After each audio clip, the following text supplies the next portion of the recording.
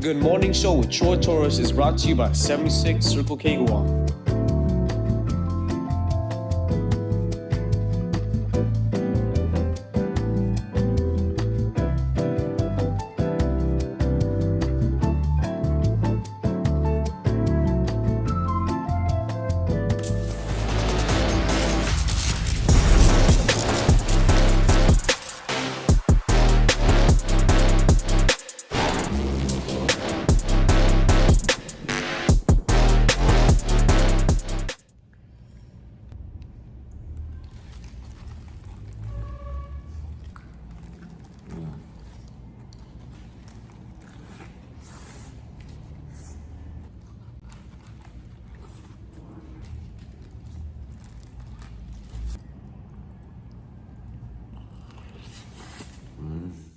Good morning to you all. It is 8:11 a.m. on Tuesday, May 26, 2026. My name is Troy Torres. Welcome to the Morning News Analysis. It's the Tuesday News Analysis, and I thank you so much for joining me. Before I head off onto the intro break, and before I tell you what today's show is about, just give you a brief summary. I need to tell you about this. I mean, I don't know. I guess I would call it a nightmare. It was an adventure dream. I haven't had one of these in a long time. And when I woke up, it made me feel sorry for the people facing the corruption trial. So my entire dream was about me and this friend of mine who has never he's been involved in politics, been a businessman, but has never been involved with federal funds or anything like that, right? So it has nothing to do. This was just, and I know that I've never had anything to do with federal funds fraud. So the dream was that we were convicted at federal trial of PUBA fraud, and the next scene in the dream was that we were going down this river through communist China, being prepared to go to a prison somewhere, and we weren't shackled. I had a backpack filled with money, and my friend, I won't say his name, my friend, he was like, just follow my lead, and we jump off this boat. We swim through the river of communist China. We get to a gated something along the riverbank, and we climb that, and we go through the jungle of communist China, and we get to a bar. And so I called up my friend this morning. I was like, "Hey, this is the dream." I had this kind of a weird thing. We were just having a good laugh about it, but it made me feel like, can you just imagine the anxiety level of the people facing that whole debacle? It makes me feel, I mean, I know everyone needs to, or people need to face the music or whatever, right? But it still makes me feel like, especially after going through that dream experience. Anyway, today's show, it gets more serious than that.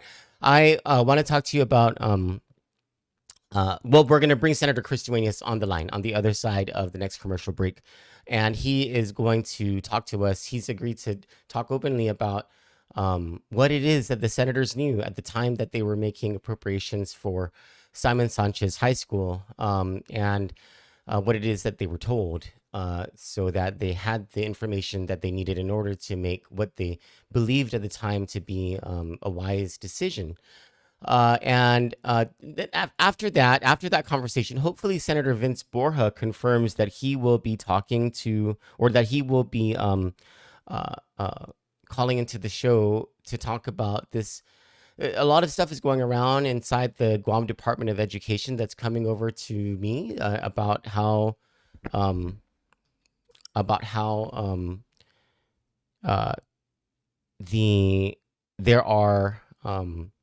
there's movement to close certain schools, and we're not getting straight answers from Superintendent Judi Won Pat. So I thought, let's ask the chairman of the Legislative Education Oversight Committee. We will get to these things on the other side of this commercial break. It's a short commercial break. Stick with us.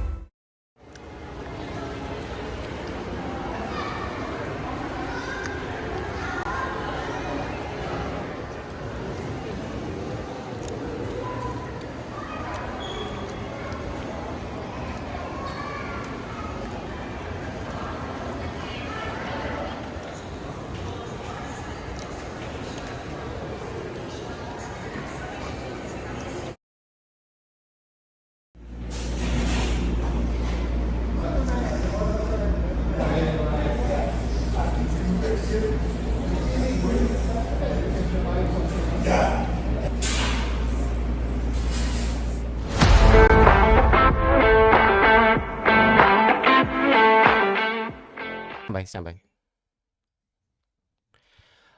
Welcome back to the show. Sorry for that choppiness. You know, in producing this, I do multiple things at a time, and I'm not really one of those. What do you call that when you do more than one thing at a time? The multitaskers. I'm not one of those multitaskers. It's 8:16 in the morning on Tuesday, May 26, 2026. I started this show late. I'm very sorry about that. I was just getting ready and all that stuff. But live on the line is Senator Chris Duenas. Senator, good morning.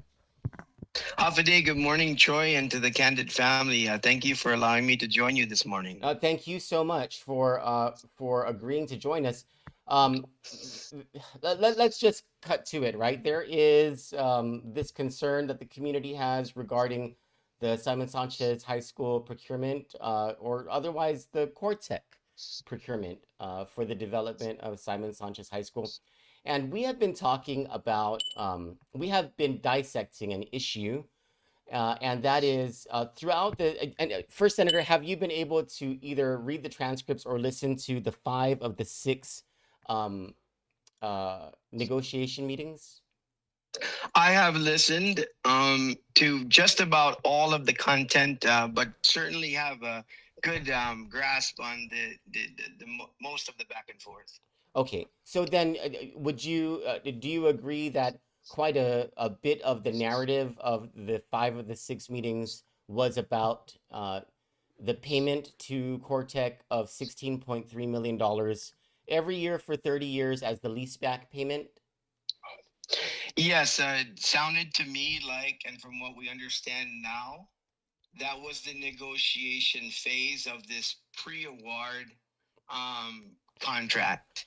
And just for our listeners, we are still in the pre-award. Yes. And so that's why I want to tell you about a lot of things that happen on the floor. And thank you for the coverage, and thank you for the opportunity for me, allowing me to explain the coverage that you've done on this. But if you allow me, I'll start from the beginning. Yes, well, just one last question before you start from the beginning, and that is it also your understanding from your review of those transcripts or listening to those records that there was an active attempt, especially toward the end, to secure a year 31 and a year 32 leaseback payment to Cortec through the legislature? That's what it appears, and I can kind of explain sort of at least my understanding of it on the front end. But on the back end, and I will tell you, Troy, it was episode 6 that I paid the most attention to, and you hit the nail on the head on a couple of areas. So if I can... Yes, please do. This all started with the 2026 budget showdown.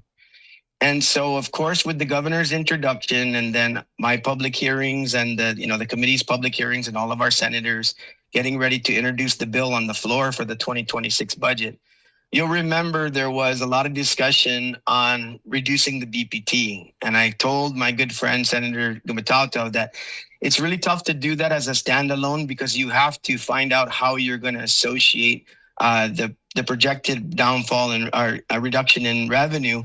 And so if you don't do that in the budget, it's going to be very problematic and it will be a big fight because you have to have a budgetary offset. So that's a lot of the back and forth that you saw on the floor on the other side of the aisle saying, hey, you didn't appropriate this $16.3 million in the budget. And I said, now here's what the Republicans did. Here's what the majority did. We tried to do. In the beginning of the budget process, as we were getting towards the end, the administration was coming hard down on us saying you have to appropriate this $16.3 million. We're getting ready to go to market. They never told us they were negotiating. I guess that's probably not information we should have, but there was obviously an active negotiation going on. There was no award. So some of us was, wait a minute, there's no award. So what I did was I put in the miscellaneous provisions an authorization. I didn't put an appropriation. And then they started crucifying us, and the other side of the aisle started crucifying, say, hey, you guys, you're not appropriating because you want to give tax breaks to the rich people and everything else. And we're like, no, we're just kind of unsure because we've heard this movie, we've seen this movie before, and we've heard this, discussion about Simon Sanchez, but we don't see any award that we have to actually put funding to.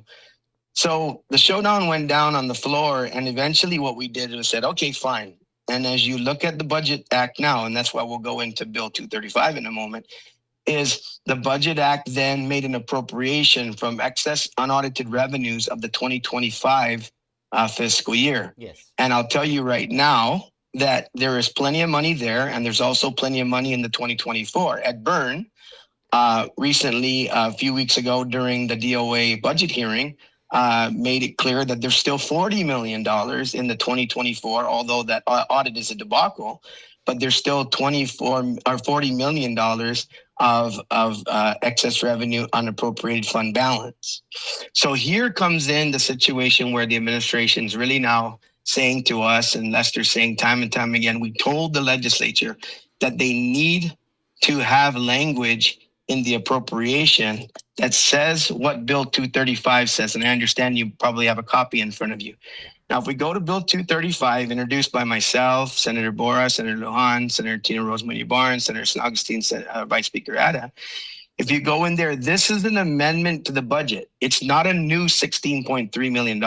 Yes. It's the same funding source, okay? And so can we go back 1 second? When you talk about an amendment to the budget, you're talking about in the budget, there was an amendment made by Senator San Agustin to appropriate $16.3 million for Simon Sanchez High School leaseback payment. That was the original language, right? And 235 sought to change that language a little bit, right? Right. So what Senator San Agustin did was take my original insertion of the 16.3 million that was an authorization, not an appropriation. And he made the appropriation from the obligated fiscal year 2025 general fund balance as identified in the June 2025 consolidated revenue expenditure report for Simon A. Sanchez High School leaseback payments. And what I did was, by request of the administration and much admonishment that we didn't do this, and I put what's underlined in Bill 235 and associated pre-development stage expenses.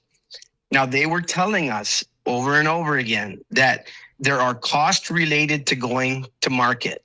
One of the costs that you're familiar with, Troy, is capitalized interest. Yes. That is servicing the loan while the construction is going on, and while they're giving payments for the construction, servicing that interest on the loan, right? Okay. They said one of the other expenses is pre-development. Now, I don't know what that meant. Later on, it looks like it became demolition. Yeah. Now, I was not having never spoke to anybody about this, and I'm absolutely clear about that, and I know that that's absolutely true. Later on, when the a second protest was filed by the current protest company, they said, wait a minute, see, there you go again. There's a special contract. I know of no special contract. I know of no reason for this, appropriation being required for anything outside. But here's what I do know, and I want to make this very clear to you, Troy, and why the legislature has done its job and is clear of any issues here. In my conversations and the questions I was going to ask on the floor, I had a conversation again to guarantee that my facts were correct. I asked Tina as well, Tina Garcia, as well as Vince Ariola, as well as Lester? Tina, Vince, and Lester, excuse me. And they all stated clearly the legislation in 235, as well as the bill that the public law that allows for Simon Sanchez, does not exceed the cap. They were playing, I think, when I heard in the hearing, because Senator Sean Gumatalto asked that question in the hearing for 235, and the question was specifically about the price cap, and that's when Tina Garcia parsed it out and said, yeah, this is not affecting the price cap. Right. Yeah. So the bottom line is according to them, everything was within the McKay Act. It was all part of the entire financing for Simon Sanchez. So that's why the language that they said they needed was in order to be able to handle capitalized interest and other issues. Now, the issue of that I did put the amendment in for financing options, those financing options already exist. There was a request to have them codified. because, and I actually have a bill right now to codify fund financing options, and that is because to make it more clear in the law. But here's the catch here, Troy. There is no issue with that because we are still in pre-award, which means if company B or company C wins over the protest to company A, everybody has the same opportunity. Now, if it was awarded already, that would be different. Okay, But in so a pre-award situation, yeah. I've actually moved on from that concern about whether that Okay. affects the procurement after understanding more from listening to all 6 of the negotiation meetings, what was really going on. So I want to circle back to that and to what Henry Titano said at the public hearing when he talked about this being a cost savings and what you might have known or did not know at that time. And I want to go back to the $16.3 million. Is it your understanding, Senator, that that is the $16.3 million authorization for annual leaseback payment would begin in fiscal year 2028 and end 30 fiscal years later on fiscal year 2057? Actually, As what the we leaseback believed period? and what they were telling us is that they needed it to even go to California and New York eventually to be able to secure the funding. They said that they needed, this is why they were pushing to have it in a 2026 budget. They needed it to be able to go to the market. So that means, obviously, now we know because we've listened to all the tapes that they were in negotiation with Cortec, and they were planning on going within fiscal year 2026 to sell the bonds. And so they said they needed it in 2026 so that they could be, they could be in compliance with going and making those offerings to the market. But now you know from listening to the tapes that that was not necessarily true. Well, I'm going to have to accept whatever argument that they make for why they needed the money. But I want to be clear was that the legislature did the appropriation because they said they needed it to go to market, and that if we didn't do it, we would be responsible for not having constructed or start the construction on Simon Sanchez. And they even said that that's why they harped on us about the amendment, saying also if we didn't do the language change, then they could not start the construction of Simon Sanchez. So that's where the legislature, in my opinion, did its job, because that's what they represented to us was you need this appropriation. Otherwise, we're going to tell the people of Guam that you did not fund Simon Sanchez construction. And if you don't give the language for associated costs to go to market, then you are responsible for not allowing Simon Sanchez to go forward. Did you or the other senators among yourselves ever question administration officials, or maybe just had a table discussion out of curiosity about why they needed the legislature to fund the capitalized interest when the very essence of capitalized interest is you get those funds you get those funds rolled into the bond itself, and you get those proceeds so that you can make those first 2-year payments? The only discussion I ever remember, and like I said, I'm scrubbing the committee reports. The only discussion I ever remember was that this would, and I think this was Lester's conversation between, are you going to get, a Corolla, or are you going to get a Mercedes, right? And or a Lexus, I think the term he used. And the reasoning consistently for them saying you need to appropriate this money is because it would assist in deferring construction costs, or would assist in making sure that you can do more construction if you have the appropriation for the capitalized interest and other associated costs of going to market. So now you guys understand, and that was at the time what you were told, right? But after hearing the tapes, now you understand that it was on top of the 30 years is what this at least fiscal year 26 appropriation has done. The other thing I want to ask is it your understanding that 16.3 million is the cap? That's the highest, and that did not preclude the negotiating team or any of the offerers from settling on a lease payment that was below 16.3 million? What we knew was, in order to follow the law, that's what we were going to pass in a budget when the time came. So whatever negotiations take place and whatever happens is on the executive side. The legislative side is to appropriate. Yes. And so there were really no terms and conditions attached to what the executive does. Because if you just look at the appropriation, and even if you look at the language change in appropriation for the 16.3, all that is their ability to utilize a funding source that has an appropriation attached to it. We were never involved in, I don't say that we should be or shouldn't be, I don't know, that's the negotiation side. But whatever they were negotiating and whatever they were doing was all on the executive side. We were told, if you do not do this appropriation in the fiscal year 2026 budget, and if you do not make an amendment that allows flexible language, the legislature will be responsible for the failure to build Simon Sanchez High School. Let's get away from the fiscal year 26 appropriation. I think we adequately understand now what happened. Essentially, you guys were told something that was different from what was actually happening, and you wanted to build Simon Sanchez High School, which is why you made this appropriation based on your verification with the administration that this was necessary. I think so that part of the story now is set straight, right? Let's go back to the Makahat Act and its authorization of lease payments up to $16.3 million.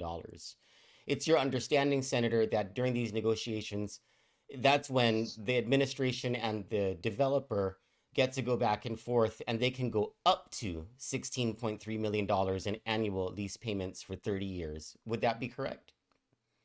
That would be correct. Absolutely. That's their cap. I mean, you cannot exceed that. So basically, whatever you got to do and whatever you're negotiating and what school you're going to get, what plan you're going to approve, whatever you're going to do going forward, this is the only amount of money you have for debt service for the term of the financing. And if it's a lower cost than 166 million or 143 million or whatever that is, right? If it's a 100 million and the debt service or the lease payment could be, $12.5 million a year, then that's something that was permissible. Would that be correct? Oh, absolutely. I mean, that would be savings to the people of Guam. And if they were satisfied with what they believed, like I said, I didn't use the vehicle, choice of what you're getting. That's why you use the term up to. It means get the best deal you can get, build a school that we need for our children. And I believe, it was always the understanding from the Department of Education, you need to make sure it's adequate for 2,000 students and whatever the other parameters that were put in there. But certainly, we don't do design, we don't do the design at the legislature. We don't approve designs. We don't do any of that stuff. We give an appropriation amount and, a ceiling and how much you can actually, borrow. And after that, and the interest rate and good luck, and tell the people of Guam how the outcome came down. So then, Senator, as you listened to those tapes or read those transcripts, were you at all concerned that not once did anyone on the government side ever try to negotiate down the annual lease payment from the cap? Well, I mean, I'll certainly allow them to answer that. I think what I had heard in the exchange, and there was a lot of discussion about responsive, are you responsive? Are you responsive? And so that's on their side. But, certainly, of course, the people of Guam would appreciate if, they could see some a school constructed that is well done, that is capable of a great learning environment for our children. And, if there's an offer for something, more reasonable, I would think that the people would appreciate that. But, I guess that's what kind of happens when you say, okay, well, here's the cap, but you got to do something, right? You got to set some parameters for it. But certainly the negotiations, were such that they were trying to accomplish, meeting what was available. And then, circling back to Bill 235 and to the substitute version, which provided the financing options, right? And right. And earlier I said that I've moved away from the issue of whether it violated the ongoing procurement, and instead I want to concentrate on something or I want to hone in on something. Uh, Henry Taitano said, the former GIDA administrator, at the public hearing when he talked about, and he didn't say who gets the cost savings. He just said but by adding this language in, it could result in cost savings. Understanding that from the legislature's perspective, $16.3 million in annual lease payments was the cap, and that that the cap and that the negotiations could have, or the offers could have, brought that annual payment below $16.3 million. When this substitute version came in and there was talks about cost savings, was it your understanding at the time that the cost savings could possibly be on the government side of things? Absolutely. Absolutely. I mean, no question about it. I mean, that's why I was so adamant that, my gosh, we're in pre-award. And even the opposition on the other side kept saying, we're pre-award, don't do this. But the thing is that I was like, I don't understand it. It's like whoever is the offerer that can have the diversification of funding mechanisms and opportunities, that should mean savings to the government. I don't understand. In fact, some on the floor were saying, we know that these are used. We know that there are already federal programs. Why do you need to codify it? And I was like, well, I think codifying it just makes it clear that all offerers will be able to. But certainly that was, I believe, everybody's thinking. That was, hey, we have a chance to save money on this. And I can tell you right now, Troy, if everything was good to go with this, we are in kind of a favorable environment right now, even though it's kind of leveled off. It was sort of ticking down, but I believe rates right now are somewhere around 6.5. And so even, if you got good credit, it can even be better. So the thing is we would probably be well below, if we were in financing stage right now, below 8.5. So absolutely. I was always believing that there's a way to save money for the government and still get the quality school that we need for our children. But the entire time that the legislature was led to believe that the savings would be on the government side, the executive branch, or those at least who were involved in negotiations, understood and knew at the time, this was the summer of 2025, between July and August, that the annual lease payment was going to be at the cap. There was going to be no savings realized for this project at the time. Well, and I think that's why, because let's also make sure that our listeners understand this bill, for the language that we keep getting harped on, is right after the budget override. And remember, Lester was constantly saying, like you said, I believe that, tape 6 basically saves the government. So if you listen to what he kept saying, and it says, if this budget passes, which it did by override, if this budget passes, the 16.3 is there. But I can't say anything about the 32. And I didn't know 31 or 32. Nobody knew 31 and 32 until they listened to what was what came of the negotiations. I was going to ask you that. Thank you. I appreciate you. Yeah. So the bottom line is here we are in November saying, okay, you need language that says, you need to be able to have some flexibility going to market. So we were all thinking, wow, this thing's about ready to go, right? And we don't want to be the guys, sitting. But yeah, savings to the government, savings, in terms of the terms. And remember also, the discussion was or more.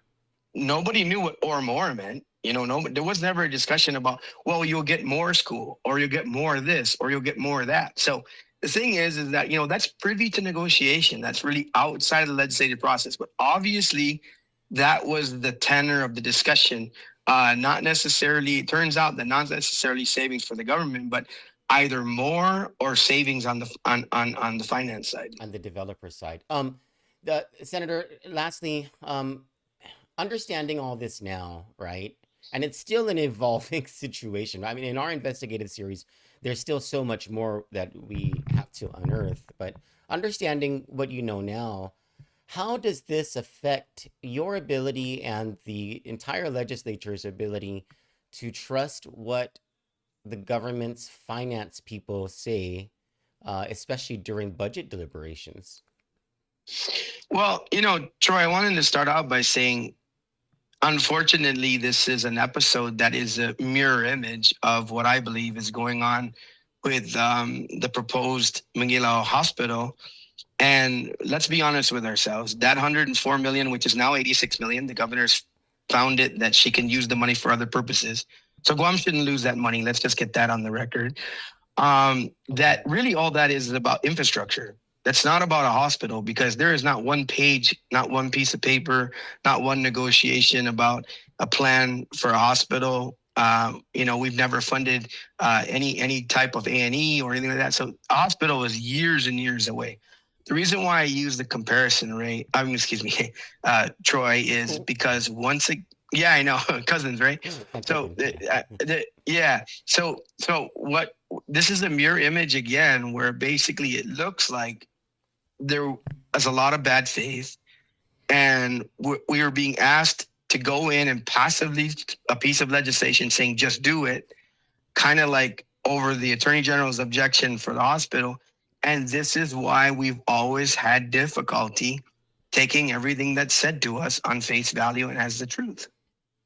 Yeah, I mean, if I were, I'm glad I'm not a senator, but if I were a senator, I'd feel like I'd have a very tough task at hand, because on the one hand, the administration and the legislature coexist, and especially in a budget process, there is normally a level of trust, right? But these days, and especially on the last year of a gubernatorial administration, that's got to weigh on you guys a little bit more. But Troy, if there's anything, because I know there's plenty to be critical of, but if there's anything, I think just because I have to go back to your comment, everything that's on that negotiation, that's all for those who are doing it to verify that was all above board and what was going on. I don't have a reason at this point to question that. That's on the executive side, right? Then that will all make its way through the OPA, which is where it's at right now. And that's why many of us are like, well, let that resolution come forward, and then we'll talk about what we might do going forward. But Troy, I think when you listen, and that's the one I listened most clearly to, episode 6, and Lester Carlson clearly states, what we have is $146 million for construction. And what we have is $16.3 million of an appropriation to go to market. That's all we got. Bring us back an offer. That is why your legislature, at least, acted properly, and we are nowhere outside of our authority, and we've protected the people, because there's no law that exists right now that allows anything else to happen. Well, the legislature, but by its very nature, when the legislature does something, it is legal. You guys set the law. You have the plenary authority. The question is, was the legislature sold a bag of tricks so that the developer could make more money than was supposed to at the onset of the procurement? And I think that's the genesis of the protest. Yeah. The genesis of the protest is, and that's the other side of the coin, right? The genesis of the protest is, wait a minute, this is not what the law allows. Your operations of negotiation are outside of the law. The legislature says, well, for us, the law is the cap, the appropriation amount, and the interest rate. Whatever happens after that, that's between the protester, the OPA, and the executive branch. Because right now, and I'm sure that's why the OPA even said in that hearing, they said, guys, we can't talk to you about this. All we can do is give you an update. That's on the record in the end, before the administration said, okay, never mind, we'll do this later. But the bottom line is that the OPA says, we can give you an update as to where the protest is, but that's all we can do, because we're still in active protest. And that's why Joe McDonald also basically didn't accept, DPW's letter saying there's urgent need. And he said, the protest takes precedence. Senator Duenas, is there anything else you'd like to add to this conversation?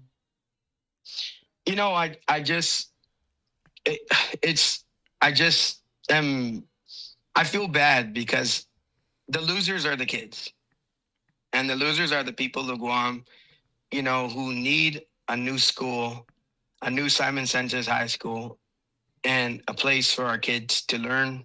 We're in graduation season. So many kids, the speeches of valedictorians, salutatorians. We have kids that are capable of just about anything, and they're the real losers. And I don't know what we have to do after this, Troy, to to get a procurement process in place that is more bulletproof, I guess you can say, to ensure that we don't have this kind of, I mean, this over a decade. It's just, that's unconscionable. And so we're here again, and the process will take itself forward. But I know that as a legislator, there's one thing that I know, and that is I will look at the bills and the laws that are passed to make sure the protections are in place for the people. And then going forward, let all the other operations of the government, to include the Public Accountability Office, the Attorney General, whatever other safeguards we have to make sure that we get proper procurement and protects taxpayer dollars. But it's sad that in the end, it's the kids who lose. Senator, if this does have to, if the OPA rules and this does have to go through a rebid, right? I mean, if the OPA rules and says, look, you have to go to offerer number 2, and hopefully offerer number 2 is responsive and they can start. And my understanding is they offer to build the school within 18 months. So that's a pretty quick turnaround, actually.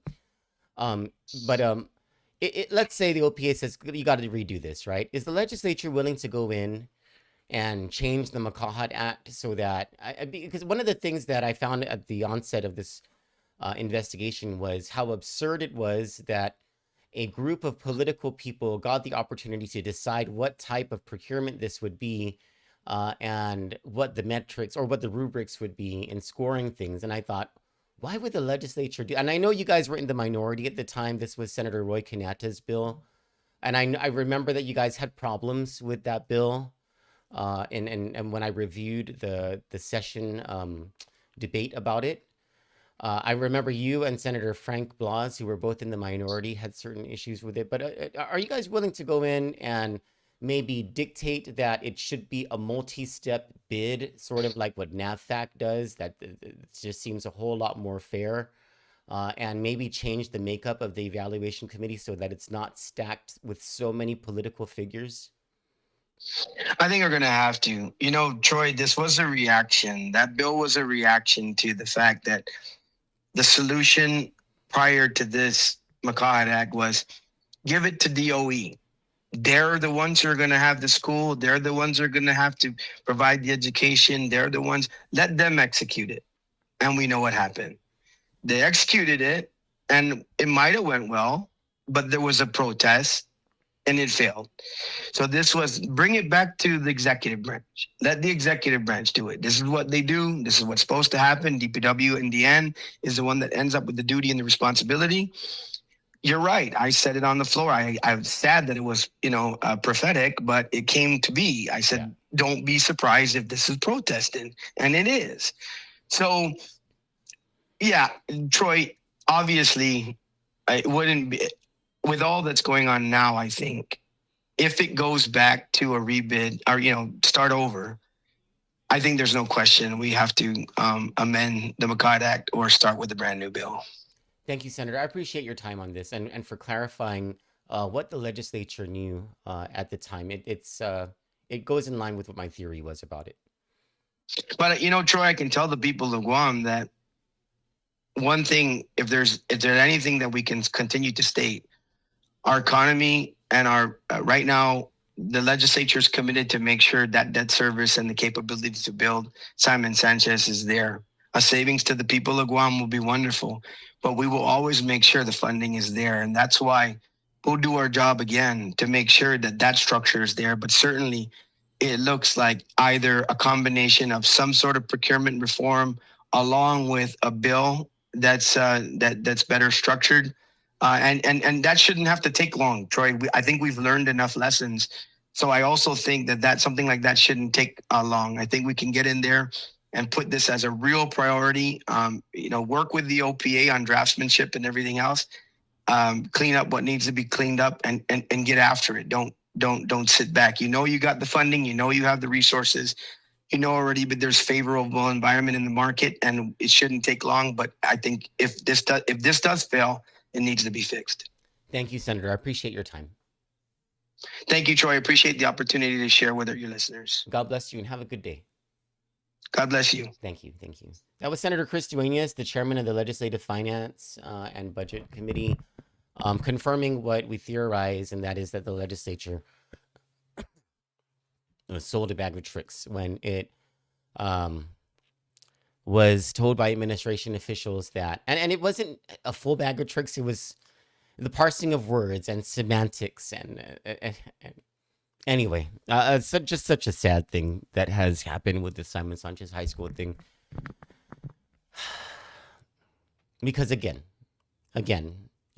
something has gone wrong. And you heard him talk about how, however this thing is resolved, if the OPA says it needs a rebid, the legislature, might need to go in there and change things up from what Senator Roy Kanata's authorization bill did, which was, it left the type of procurement up to an evaluation committee that was made up of political appointees. It's just crazy. And then he was right at the time. Chris Duenas and Frank Blas were warning about how the bill just didn't seem right. It was going to fall flat. There was going to be a protest, and it was prophetic. On the other side of the commercial break, I want to talk about stuff steaming out of the Guam Department of Education. Talk about closures of schools that are more loaded in the South, and how we're not able to get straight answers out of Superintendent Judi Won Pat. We'll talk about that on the other side of this short commercial break. Stick with us.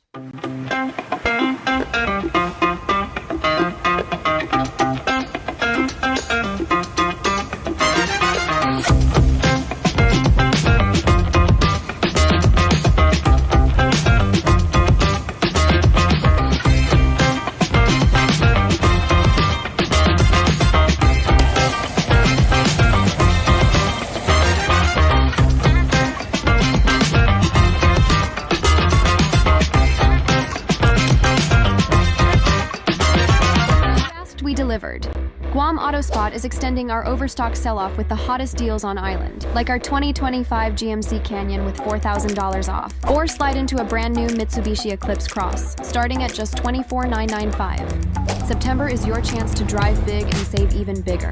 Visit us today or get pre-approved online at guamautospot.com or call 478-AUTO. Guam AutoSpot, where the savings never stop.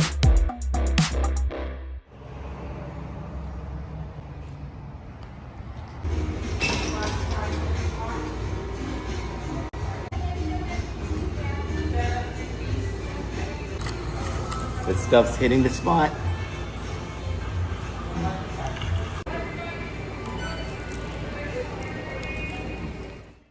I've been getting a bunch of messages from inside Guam Department of Education, and unfortunately,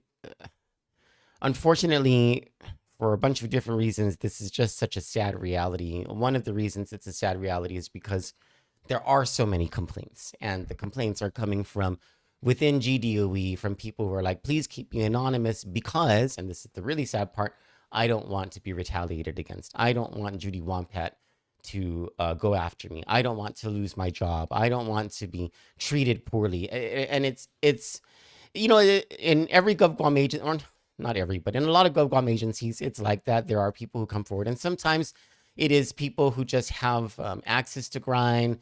And so you kind of have to be careful when you get some source stuff like this. But when it's lots of people within an agency saying the same thing, what's that saying, where there's smoke, there's fire, right? So that's one reason that it's sad. The other reason that it's sad is that we can never get straight answers out of Judi Won Pat. There's just no commitment to transparency. It's like complete opacity. It's like living in a I'm sure being inside GDOE right now is almost like living in a communist regime, at least for many people who are being affected this way. And so comes now this discussion that allegedly is happening inside GDOE. We can't get a full verification right now that there is talk about Judi Won Pat wanting to close down some schools. And I have the names of the schools from several different sources, but I don't want to say them because I don't think that'll be responsible right now. But there are, from many different sources from around GDOE, and they are saying that this is information that the principals are being talked to about, and the principals are being of these certain schools. The onus has been placed on them to prepare to have these discussions with school communities about the merger of certain schools. And so I sent that list over to Damon Borja, who's the PIO for Guam Department of Education. And I asked, were you able to, my question was, has GDOE decided to shut down? And then I listed 3 schools, right? Those are the 3 schools that were given to me. And he says, it takes, that was on Friday. Yesterday, I asked for a follow-up because he didn't answer the question. And then he said, here is the response from Dr. Won Pat. At this time, there has been no official decision made by the Guam Education Board regarding the consolidation of any schools. Any information suggesting otherwise is inaccurate. Well, I know that it takes the board to shut down these schools, which is probably advice that Judi Won Pat should take herself because she shut down JP Torres Success Academy without going through the Guam Education Board. And because of that action, I asked whether she has made the decision about these 3 schools. But nonetheless, is she recommending it? Is it part of her plan? She didn't say. She just said that the board hasn't done so. Duh, we know that. So I had to ask a follow-up question. Is she or her team considering the shutdown of those 3 schools? Or I guess to put it more precisely, because we have to do that now with Judi Won Pat, are they considering recommending the shutdown of those schools to the board? No answer. No answer. And then what? What's happening? And more information. Wait, let me go to my WhatsApp. One of the sources. One of the sources says she is playing with semantics. It's true. No decision has been made. Of course not. But she's hiding the fact that she told the principals to discuss with their communities. She doesn't want to lead the discussions. She's making principals do it. And then, of course, the information about what school would be merging into what school. And of course, I don't want to say that without